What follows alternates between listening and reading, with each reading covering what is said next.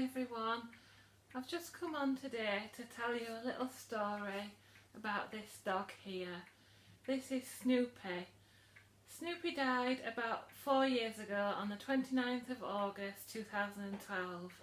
Before that he was a rescue dog from Derry Greens, where we got Alfie from. Andrew, my husband, rescued him from Derry Greens in about 2004, so we'd had him about 8 years when he very sadly passed away. Andrew tells me, this is before we met, that he went to Derry Greens and Snoopy was in the very last cage at the end of the walkway, and he looked into Snoopy's eyes and felt a connection straight away and took him out for a walk, and that was it. Snoopy went home with Andrew, and 2 years later I came along and we got married, and I was very nervous of Snoopy at first because I'd never had a dog and I never thought that such a connection could be forged. I never thought that I would love a dog so much. It's unbelievable really what magic they work on you.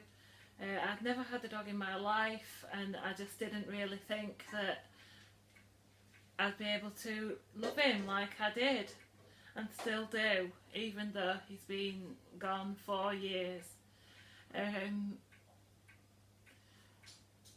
think when it really hit me that he'd gone was I came home from failing a driving test, and there was no dog there to comfort me. And the dog, when you've got a dog, they don't care what mistakes you've made. They don't care that you failed your test. They don't care. All they care about is that you love them and you stroke them and you look after them. And I think that's what I missed when I came back from failing a driving test. But yeah,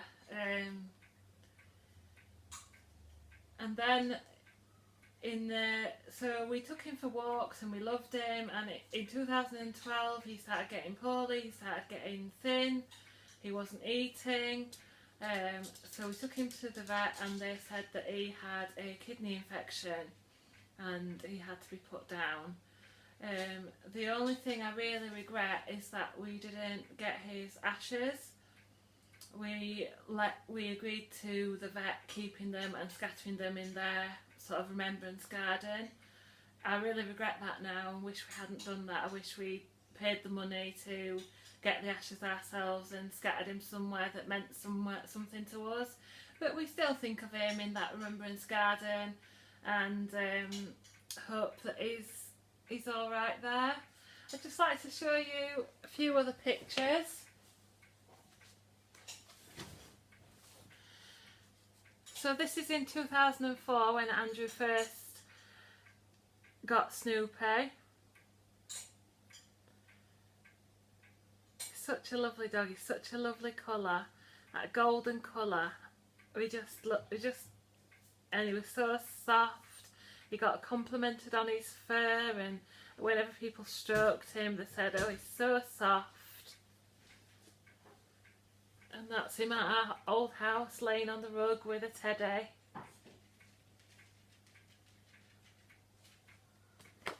And that's him playing in the snow. That's the garden outside at this house. This is a good one. This is his model on our wedding cake. So that's the model of Snoopy on the wedding cake. And this is him on our bed. Just look at that look in his eyes. You can see the total love and affection he had for us. And this is a photo of me with Snoopy, having a cuddle on the settee. He never jumped up like Alfie does. He just liked to do his adoration from below, but he was a much bigger dog than Alfie is. And we always like to get him these lovely bright collars. And we still have a collar of his in the drawer that we keep as part of his memory. And we've got some hair that we kept in a box upstairs. So yeah, we do have, you know, regrets. We don't have much video of Snoopy, and we've took a lot more video of Alfie. We don't have that many photos. So what I would say is take as many photos and videos and memories of your dog as you can. Keep something, keep his last collar, keep some of his hair if they're sadly poorly and they have to be put to sleep. Keep something because it's going to be a big help to you. And I'd just like to read a little poem about a place called Rainbow's Bridge. So I hope you enjoy this and it helps you if you've lost a pet. So as I say, this is a poem about Rainbow Bridge, and it's a place where people like to believe that dogs go. I'll just read this to you and I hope it helps if you've lost a dog or another kind of pet. Just this side of heaven is a place called Rainbow Bridge. When an animal dies that has been especially close to someone here, that pet goes to Rainbow Bridge. There are meadows and hills for all of our special friends so they can run and play together. There is plenty of food, water and sunshine, and our friends are warm and comfortable. All the animals who had been ill and old are restored to health and vigour. Those who were hurt or maimed are made whole and strong again, just as we remember them in our dreams of days and times gone by. The animals are happy and content except for one small thing. They each miss someone very special to them who had to be left behind.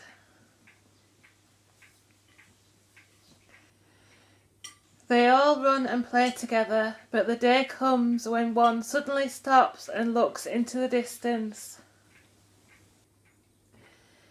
His bright eyes are intent, his eager body quivers.